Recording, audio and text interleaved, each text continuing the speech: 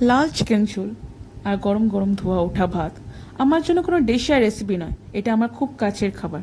বলতে গেলে এটা কমফর্ট ফুড। মন খারাপ হয়েছে, এক প্লেট ভাত আর চিকেনের লাল ঝোল। শরীরটা ভাল লাগছে না, মা একটু লাল লাল করে মুরগির ঝোল বানাও তো।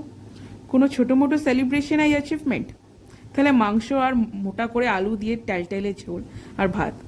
এর থেকে বেশি আমার কিছু দরকার ছিল না। জানি জানি বাঙালির জন্য কচি পাঁঠার ঝোলের আগে কিছু হয় না, কিন্তু যাই বলো, আমার মতন জেনজিরা রিলেট করতে পারবে। ছোটবেলা যখন স্কুল ছুটি থাকতো ইয়া সানডে থাকতো, তখন চিকেন না হলে সানডেটা সানডে লাগতো না।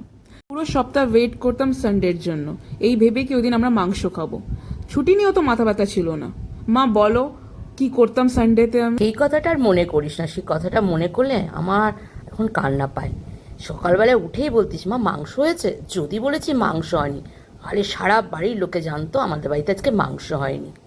আমার মতন যারা যারা চিকেন খেতে ভালোবাসো, তারা সাবস্ক্রাইব করতে একদম ভুলো না।